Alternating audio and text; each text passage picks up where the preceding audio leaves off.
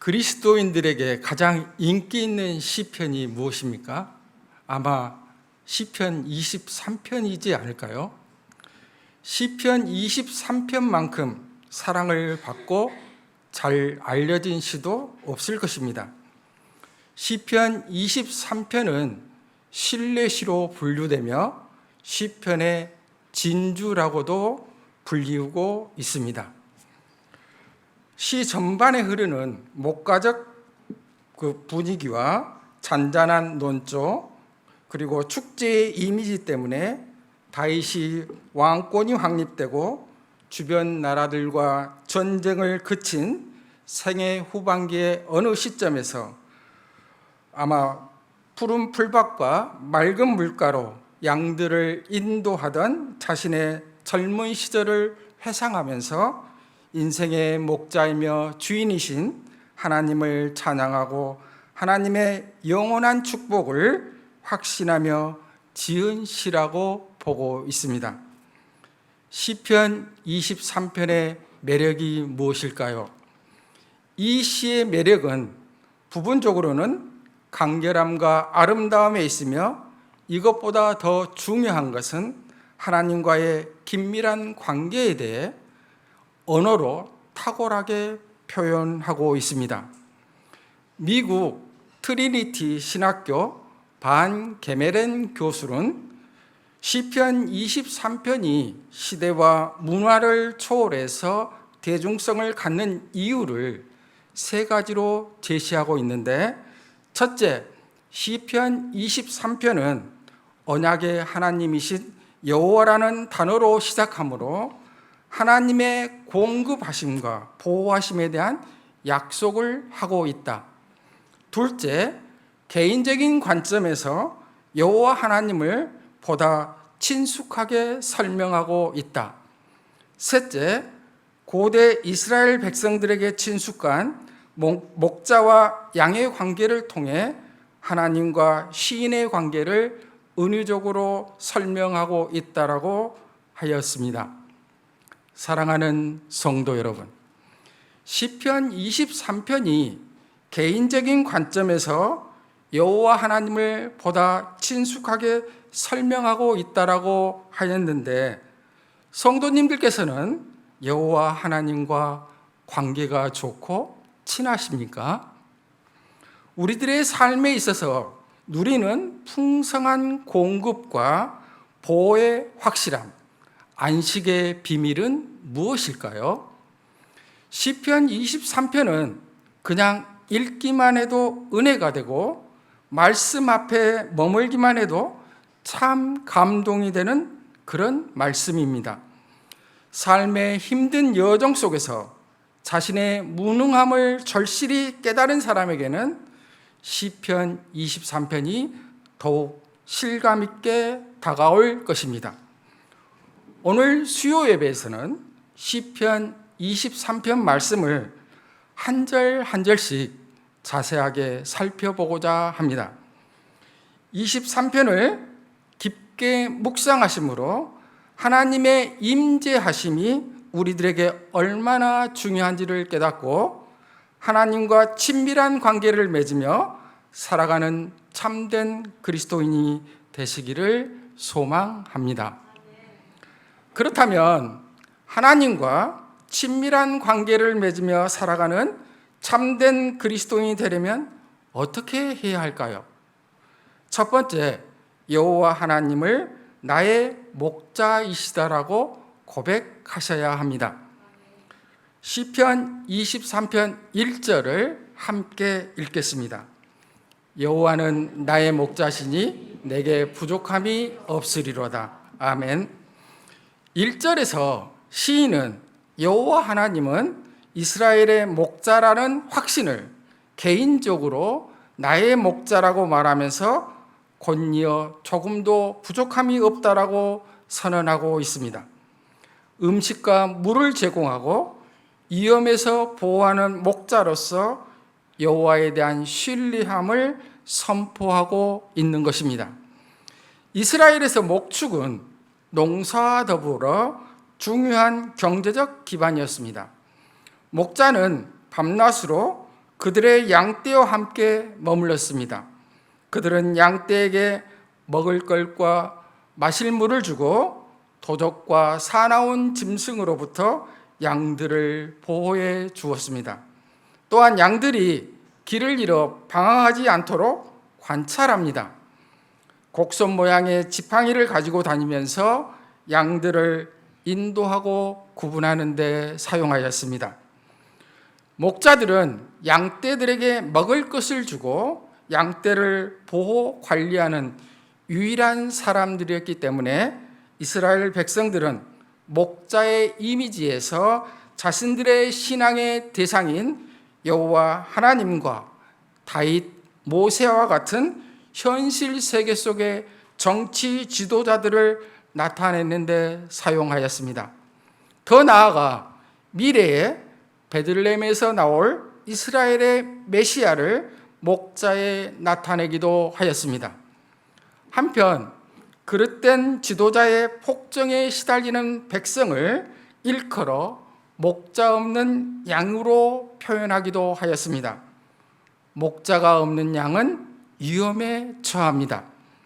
목자는 먹을 것과 마실 것을 충분히 제공하고 맹수나 도둑으로부터 양을 보호해야 할 책임이 있습니다. 바로 이것이 이 시편 초반의 핵심입니다. 이와 같은 목자 이미지는 이스라엘의 출애굽과 광야 여정 이야기를 떠올리게 합니다. 여호와께서는 가축을 소홀히 하는 목자가 아니십니다. 백성이 광야를 통과하여 이동할 때 어떤 것도 부족하지 않도록 살피셨습니다. 시편 23편 2절을 함께 읽겠습니다. 그가 나를 푸른 풀밭에 누이시며 쉴 만한 물가로 인도하시는도다. 목자로부터 독립해서 살아가는 염소와는 달리 양은 목자 없이는 무력합니다. 양은 농경을 유지하기에는 강수량이 너무 적지만 계속 이동하는 가축을 먹이기에는 충분한 풀이 자라는 땅, 광야에서 길러집니다. 광야는 공동체가 양을 배치할 수 있는 영토입니다. 그리하여 광야에서 목자의 임무는 양떼를 위한 풀밭을 찾는 것입니다. 2절에서 푸르는 이 점을 분명히 합니다. 양떼를 단순히 먹이는 것이 아니라 푸른 풀밭에 눕도록 하는 것은 충분하게 공급함을 시사합니다. 이것은 양들이 먹고 만족하여 더 많은 풀을 찾아 이동할 필요가 없음을 의미합니다. 먹은 후에 눕는다는 것은 바로 안전을 암시합니다. 그리고 2절에서 목자가 음식뿐만 아니라 물을 제공함을 단언하고 있습니다. 인도한다는 것은 여호와께서 광야를 통과하여 약속의 땅으로 이스라엘을 데리고 가시는 것과 같이 강력하게 보호하는 쪽이 더 약하고 공경에 처한 쪽에 베푸는 행위입니다. 목자는 풀이 자라는 것을 알 뿐만 아니라 바위가 가두어두고 태양이 증발시키지 않는 작은 물 웅덩이를 어디에서 찾아야 하는지 또는 물을 담을 작은 둑을 어디에 만들 수 있는지를 알 필요가 있습니다. 쉴 만한 물은 양이 그 옆에서 쉴 수 있는 물이며 양은 다시 일어서고 또 다시 물을 마실 수 있음을 알고서 물가에서 마시고 누울 수도 있습니다. 시편 23편 3절을 함께 읽겠습니다. 내 영혼을 소생시키시고 자기 이름을 위하여 의의 길로 인도하시는도다. 아멘. 3절에서 내 영혼을 소생시키시고 자체는 음식과 물을 제공함으로써 사람이나 짐승을 소생시킴으로 시사하는 표현이므로 이는 2절의 함의를 요약하며 1절과 병행을 이루고 있습니다. 즉 여호와는 목자로서 내가 음식과 물과 쉼을 가졌는지 확인하심으로써 내 생명을 회복시키시고 내가 어떤 것이 부족하지 않은지 살펴주십니다. 3절에 인도하시는도다에서 인도하다는 일반적으로 사람들이 원수들로부터 압박을 받을 때 여호와께서 이끌어내시는데 사용됩니다. 이는 이 시편이 왜 의의 길로 인도하심에 대해 말하는지 이해하는 데 도움이 됩니다. 이것은 단순히 옳은 곳, 풀과 물이 있는 곳으로 인도하는 길이라는 의미에서 옳은 길이 아닙니다. 이 시편은 도덕적인 삶과 옳은 종류의 삶을 살도록 인도봐야 한다고 요청하고 있지도 않습니다. 의의 길은 목자이신 하나님의 의와 일치하는 길입니다. 이 고백은 여호와가 사랑으로 이스라엘을 인도하고 있다는 모세의 노래와 일치합니다. 3절 자기 이름을 위하여에서 여호와라는 이름을 다시 진술하고 있습니다. 여호와는 의로 특정 지어지는 하나님이십니다. 의로 행동하심은 여호와라는 이름의 성품이 반영됨을 증명하는 것입니다. 사랑하는 성도 여러분, 여호와 하나님은 목자이신 하나님이십니다. 여호와는 목자로서 양들을 푸른 초원과 잔잔한 물가로 인도하여 돌봄같이 여호와는 시인의 목자가 되시어 필요한 것을 공급하시는 하나님이시라는 것입니다. 그리하여 시인은 풍부함, 평화와 소생의 경험을 집중하고 있습니다.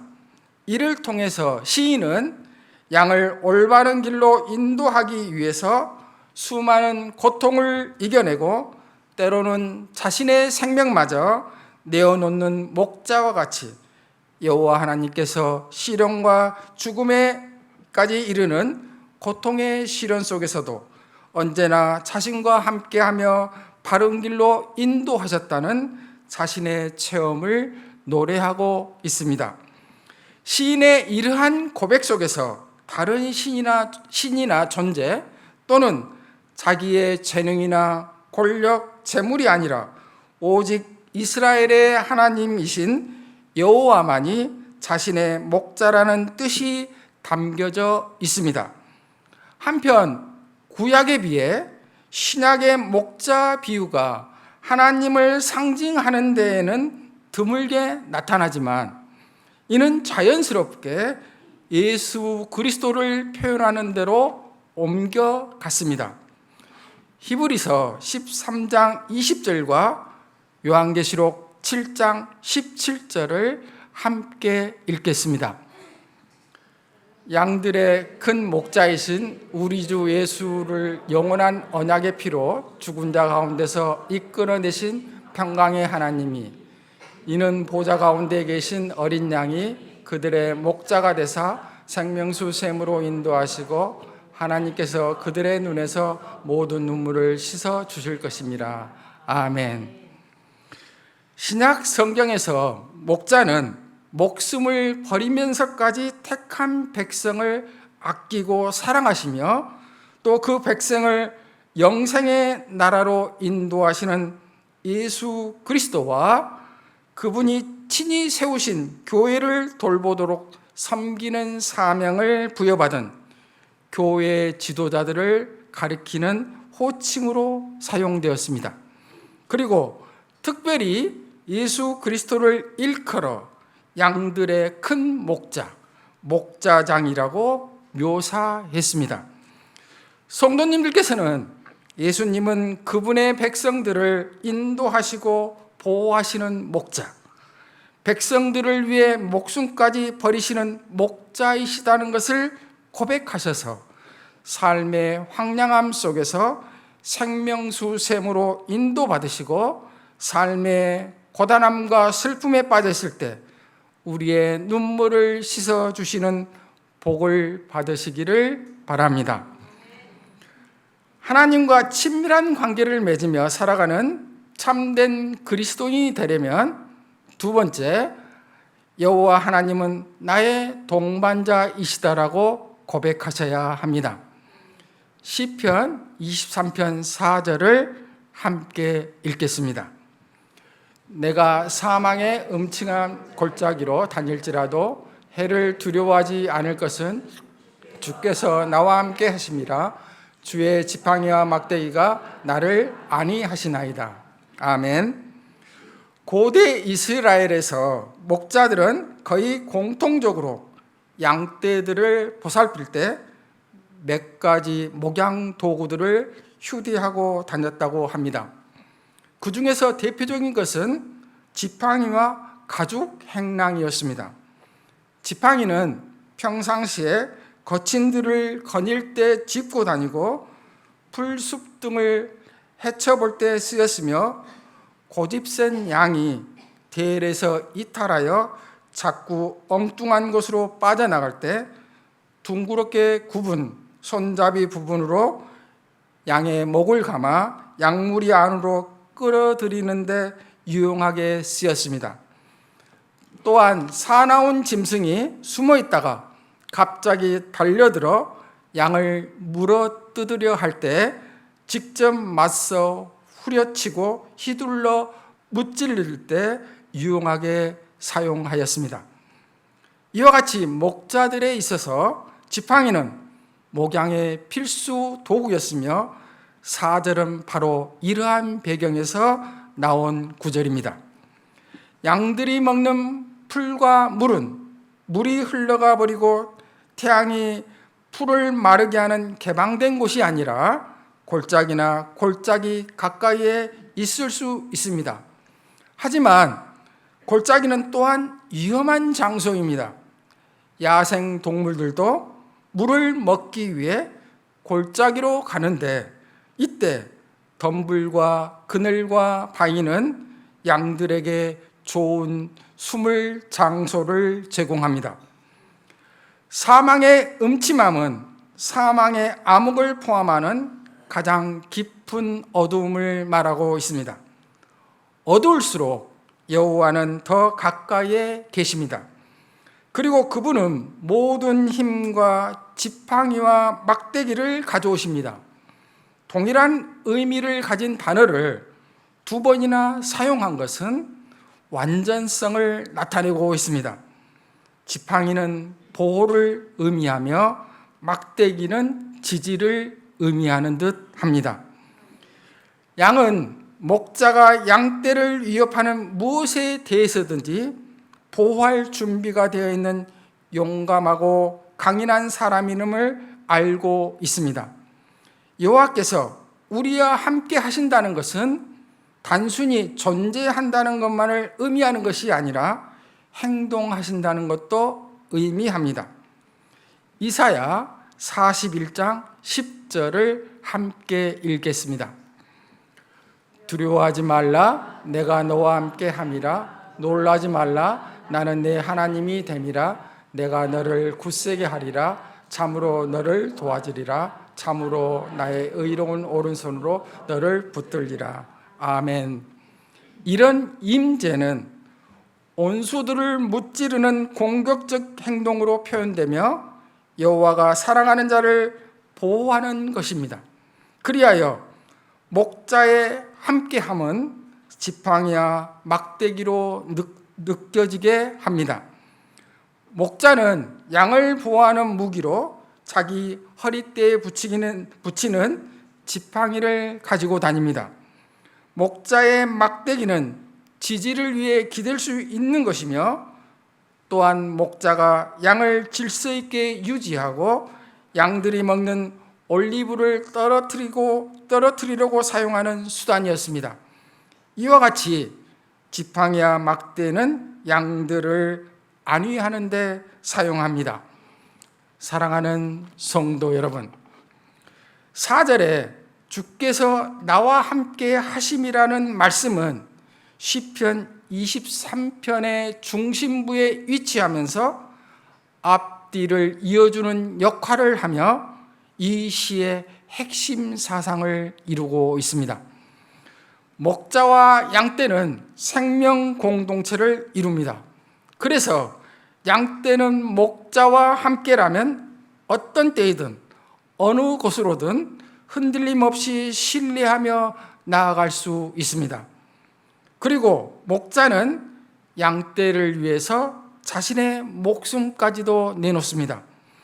이 시편 23편은 여호와께서 바로 이 목자처럼 자신의 삶과 죽음에서 함께 하신다는 시인의 신앙 고백인 것입니다.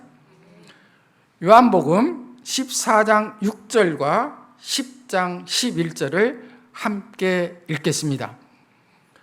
예수께서 이르시되 내가 곧 길이요 진리요 생명이니 나로 말미암지 않고는 아버지께로 올 자가 없느니라. 나는 선한 목자라. 선한 목자는 양들을 위하여 목숨을 버리거니와. 아멘. 신학적으로 지팡이는 곧 길이신 예수 그리스도를 나타내며 그가 사탄으로부터 끊임없이 고통당하는 양들의 상처와 가려움을 해결하는 분이심을 보여줍니다. 또한 예수 그리스도는 죄로 인하여 막힌 하나님과 인간 사이에 담을 허무시고 회복의 길로 건너가도록 하시는 지팡이가 되십니다. 하나님께서는 율법 시대부터 양들의 목자로 존재하셨고 다윗을 거쳐 자신의 독생자를 목자로 예비하셨습니다. 그리고 끝내 예수 그리스도를 목자로 믿고 따르는 양떼를 사망의 음침한 골짜기에서 구원해 내시고 인간의 마음에 진정한 평화와 안식을 주셨습니다. 또한 예수 그리스도는 지팡이와 막대기로 이 사망의 골짜기에서 양들을 지키시고 보호하고 계십니다. 성도님들께서는 여호와는 목자로서 짙은 어둠의 골짜기에서 양들과 함께 하시며 지팡이와 막대기로 보호하신다는 것을 깨달아서 예수님과 늘 동행하는 삶을 살아가시기를 바랍니다. 하나님과 친밀한 관계를 맺으며 살아가는 참된 그리스도인이 되려면 세 번째, 여호와 하나님은 나의 주인이시다라고 고백하셔야 합니다. 시편 23편 5절과 6절을 함께 읽겠습니다. 주께서 내 온수의 목전에서 내게 상을 차려주시고 기름을 내 머리에 부으셨으니 내 잔이 넘치나이다. 내 평생의 선하심과 인자하심이 반드시 나를 따르니니 내가 여호와의 집에서 영원히 살리로다. 아멘. 5절의 주께서는 주인이라는 뜻이며 누군가를 위해 상을 차려주는 것은 관대한 주인으로서 행하는 것입니다. 온수의 목전에서 상을 일하는 적대적인 환경과 사람을 언급함으로써 어떤 비상사태에도 보살핌이 있음을 단언하고 있습니다. 기름 부음을 받은 머리는 여호와께서 환영해 주셨다는 사실을 말하며 넘치는 잔은 그분의 차고 넘치는 공급을 의미합니다. 6절을 보니 이러한 선하심과 인자하심은 생명이 지속된 동안 계속될 것이며 생명 너머에는 영원한 여호와의 집이 있습니다. 살리로다는 문자적으로 내가 그 집에 돌아갈 것입니다라는 의미입니다. 즉 땅의 길, 골짜기, 위협이 끝날 때 고향으로 진정 귀환할 것입니다. 나그네에게 친절하게 대접하는 것은 유목민들의 필수 조건입니다. 주인은 나그네에게 사흘 동안 대접해주고 나그네가 떠나려 할 때 주인은 이동 중이라도 며칠 동안 그를 보호할 의무가 있습니다. 그래서 여행자가 목자의 천막 안으로 들어오게 되어 주인이 그에게 음식을 차려주며 그를 쫓아오던 적군으로부터 그는 보호를 받습니다. 이런 유목민 사회에서 시인은 여호와의 보호와 따뜻한 환대를 받고 있다고 말함으로써 목자에 대한 신뢰를 표현합니다. 이 하나님의 환대는 일시적인 것이 아니라 그의 실존을 위협하는 세력으로부터 끊임없는 보호입니다. 그러므로 시인을 평생토록 자신과 함께할 여호와의 선함과 자비가 있기에 이제 더 이상 원수들을 무서워하지 않습니다. 즉 보살핌과 환대, 공급과 보호는 선하심과 인자하심이 항상 나를 따르고 있다는 것입니다. 따르다는 선하고 인자하신 분으로서 여호와께서 실제로 우리가 여호와의 집에 반드시 도달하도록 하실 것이며 우리가 거기서 계속 머물도록 하실 것이라는 의미입니다. 음식을 발견하지 못할 위험에 처하거나 원수들에게 공격을 받는 위험에 처하는 것은 여호와께 속한 사람들의 단 한 번의 경험이 아닙니다. 이것은 반복되는 경험입니다. 하지만 여호와께서 따라오시고 우리 삶에서 줄곧 오랜 기간 공급과 보호를 확실하게 해주실 것입니다. 이와 같이 하나님과 시인의 관계는 주인과 손님의 관계에만 머무르지 않고 동거의 관계로 발전합니다. 바로 여기에서 시인은 자기 신앙의 확신으로서 여호와께서 항상 자기와 함께 하심을 깨닫게 되고 지상에서 맛볼 수 있는 그 어떠한 풍족함에도 비길 수 없는 풍요로움을 맛봅니다. 그래서 시인은 비록 성전을 떠나 일상생활로 되돌아가지만 하나님과의 이 관계가 일생 동안 지속되리라고 확신합니다.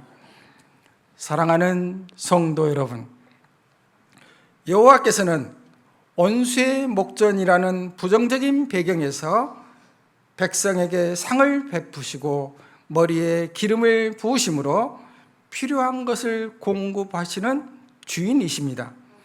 그리고 주인으로서 백성에게 선하심과 자비를 공급하시고 여호와의 집에 거할 처소로 인도하여 보호하시는 분이십니다.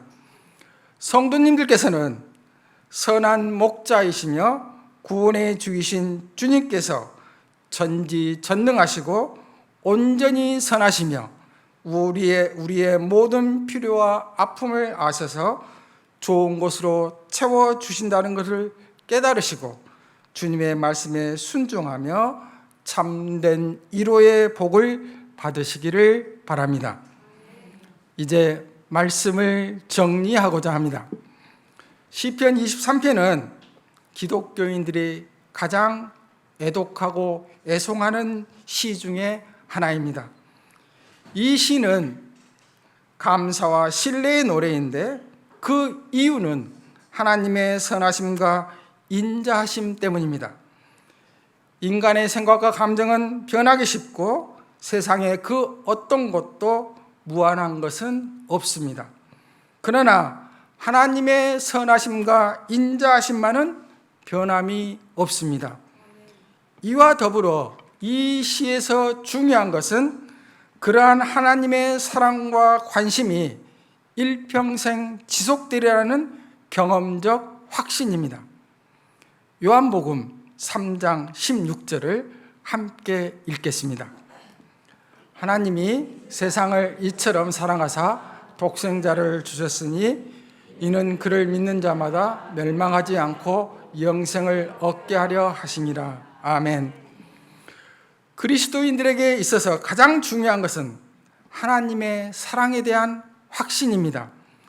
시편 23편은 바로 이와 같은 하나님의 사랑과 그 사랑에 대한 믿음과 확신의 중요성을 깨우쳐주고 있습니다. 우리가 이 시를 통해 알 수 있는 것은 세상에는 악이 현존하나 두려워할 필요가 없으며 하나님에 대한 신뢰만이 새로운 방향에 대한 가장 중요한 토대가 된다는 사실입니다. 그리고 참다운 신앙 고백은 개인적인 차원에 머물지 않고 공동체적인 차원과 늘 연결되어야 한다는 것입니다. 시인은 자신의 개인적인 신뢰와 헌신, 감사를 표명함에 있어 암암리의 출애굽과 광야 사건을 염두에 두고 표현하고 있습니다. 이것은 한 개인의 신앙 고백이 결코 개인적인 차원으로만 국한되지 않고 공동체적인 차원으로 연결되어야 하며 자신의 집이나 골방에서 일어나는 사건에 머물지 않고 신앙 공동체의 예배적 상황으로 이어져야 한다는 것을 보여줍니다. 그러기에 시인은 최종적으로 하나님의 집에서 영원히 살겠다는 다짐으로 시를 맺고 있는 것입니다. 이와 같이 시편 23편은 1절에서 여호와는 나의 목자라고 고백한 것으로 시작하여 6절에서 여호와의 집에서 영원히 살겠다는 다짐으로 끝을 맺고 있습니다. 이러한 배치가 보여주는 것은 이 시가 철저히 여호와 하나님에 대한 신뢰와 감사를 표현하고 있으며 그에 기초하여 다부진 맹세를 표현하고 있다는 점입니다. 사랑하는 성도 여러분, 이제부터는 하나님과 친밀한 관계를 맺으며 일상을 살아가는 그리스도인으로서 시편 23편 9절을 매일매일의 구체적인 삶과 연결지어 적용하며 살아가기를 원합니다. 먼저 아침 잠자리에서 일어나 1절 여호와는 나의 목자시니 내게 부족함이 없으리로다를 노래하며 목자이신 하나님께서 오늘 하루의 삶도 풍성히 해주기를 기도하고 감사하는 마음으로 하루를 시작합시다.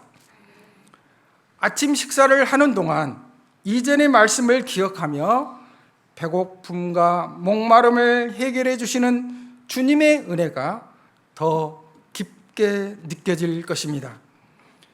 직장에 출근해서 3전의 말씀을 생각하면 하나님께서 인간에게 새로운 힘을 주시고 당신의 영광을 위하여 자신을 바른 길로 인도해 주실 것이란 확신이 들 것입니다. 일을 시작하면서 4절의 말씀을 되새기면 비록 세상 한복판에 있지만 하나님께서 나와 늘 함께 계시며 당신의 지팡이와 막대기로 이끌어 주심에 마음 든든해질 것입니다. 일을 마치면서 하루 중에 마음 상했던 모든 일들을 하나님께서 해결해 주시고 갚아 주실 것이라는 확신에 마음을 놓을 수 있게 됩니다. 퇴근해서 저녁 식사를 할 때는 내 잔이 넘치옵니다 라는 고백을 하게 될 것입니다. 마지막으로 잠자리에 들면서 오늘 하루도 자신과 함께 하시면서 베풀어 주신 하나님의 선하심과 인자하심으로 인해 여호와의 집에서 살아감을 느끼면 하나님 안에서 평안하게 하루를 정리할 수 있을 것입니다. 성도님들께서는 참된 그리스도인은 온 삶으로 하나님을 받아들이며 자신의 신앙을 고백하고 증거하는 사람임을 깨달으셔서 삶의 매 순간순간마다 하나님의 말씀에 귀를 기울이며 그분의 뜻을 실행하도록 노력하시기를 바랍니다. 일상의 삶 속에서 하나님을 자신의 목자로, 동반자로, 주인으로 고백하셔서 삶의 온갖 시련과 고통 안에서 살아 숨쉬는 그분의 숨결을 느끼고 하나님의 은혜에 감사하면서 충만한 평화와 안식을 누리시기를 주님의 이름으로 축원합니다. 아멘.